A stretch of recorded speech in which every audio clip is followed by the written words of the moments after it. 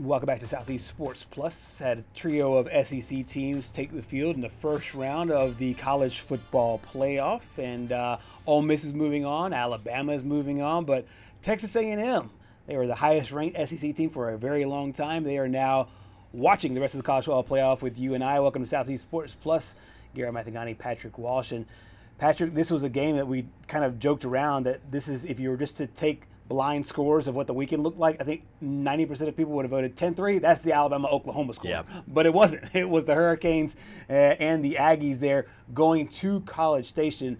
This was kind of a shocker to me as far as the way this one played out, considering how Texas A&M had played, especially offensively. Well, I mean, you look at that score. It was the first college football playoff game to be scoreless at halftime. Mm-hmm. There was just the wind was a problem. We could talk about that all day. But, I mean, to score 3 points, not even score a touchdown in the first college football playoff game at Kyle Field is just an embarrassment in front of your 100,000-plus fans there. And, you know, the kicking woes for both teams were pretty bad. I mean, you should have taken the guy from the McAfee kick and just signed him to an NIL deal and threw him out there because he was better than both of these guys. I mean, you want to talk about – here's my take from this.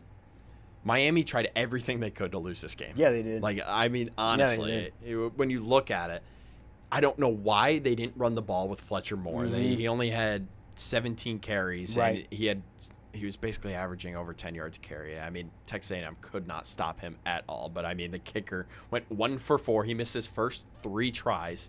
Yeah, I mean, it was just shocking. It was just like, how are both of these teams in the college football playoff? Because, you know, again, you could talk about the wind all you want, but, I mean, Pat McAfee was a former kicker, and he was like, you know, that's never really an excuse. I mean, right. You make adjustments for it. You make the adjustments. I'm baffled. I honestly did not see this coming. I think I had it at 38-35, Miami winning. Right. But I mean, you could almost say in the end, though, the interception in the end zone was just poetic.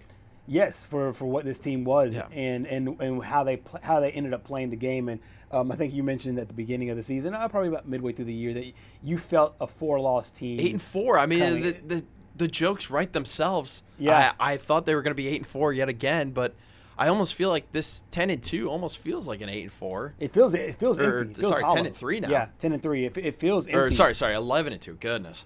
Okay, yeah. Well, because I keep putting the South Carolina game as a loss, even though it wasn't a loss, and they ended up winning that game. It felt like they should have lost. But to your point, down the stretch, their last 4 games where South Carolina, or the last 5 games because they had Sanford in there. Right. Their last 5, you had South Carolina where they had they looked pitiful offensively for an entire half. Had the school's biggest comeback in order to come back and win that game. Then they had Texas, who they lost to, and it actually wasn't as close as the score had it. Texas dominated that game. Then you had the Miami game. It just feels like this team sputtered there at the very end. I'm taking out the Sanford game, obviously, but it seemed like they were sputtering towards the end of the season, and it felt like a team that had some of those games been dropped into the earlier part of the year, you would have had those 4 losses. And I think part of the reason why they sputtered was because of the play of this guy right here, Marcel Reed. He just did not have a great final 2 games of the season. And then you look at the first half of the South Carolina game, he had 2 interceptions that basically just gifted South Carolina some points there to go down in such a big hole. But when you look at the stats in the last 2 games, 0 passing touchdowns, 4 interceptions. Those are the 2 numbers that just stick out to me. Right. When you have a guy that you have said all year long that should be in the Heisman talk, go 0-4 in your touchdown to interception ratio in 2 of the biggest games in your school's history. Right. You just cannot have that happen. And especially, I mean, that takes the last 2 games. But if you take out the Sanford game, you throw the South Carolina game in there, I think it's bad. It's bad. I mean, especially in that first half. Honestly, you take out the second half of the South Carolina game, but I know we're starting to cherry pick stats here a little bit. But I mean, it's just you just can't have that. Yeah, and especially for a team like them that had championship aspirations. Obviously, had beaten Notre Dame at the beginning of the year. They had the resume of a team that looked like they were poised to win a national championship. all year long, head coach Mike Elko was telling everybody who would listen. He'd tell the Houston quarterback club. He'd tell his team. He'd tell random strangers in the press conference room, "Hey, this is not the same Texas A&M team. It's not the same team." We'll get his thoughts we'll get our thoughts on the back end. But he talked about remembering how this season will go for him as they move forward. Yeah, what I just told him, I said to the seniors who just played their last game, they left a mark on elevating this program that will never go away. From where this program was 2 years ago to where it is now, I don't think that can be lost on people. I think it's made massive strides. And then I said to the guys coming back, there's still another major step we have to take as a program to finish. I think the last 2 games showed that. And so it's a rallying cry to the guys that are still here and still have time to play, but I don't think we can turn our back on the guys who just finished their careers here and everything that they accomplished and everything that they did for Texas A&M football. It's a very measured, very sober answer as far as just the way he will think about this team as they move forward now. 2 teams that were on the road got wins. Miami is one of them. They now will play Ohio State. If you remember football from a long time ago, these 2 teams had one of the best football games in the history of college football. They played, I think, the 2001 national championship. Before my time. Way before your time. But an unbelievable game there, pass interference, call, non-call there at the very end.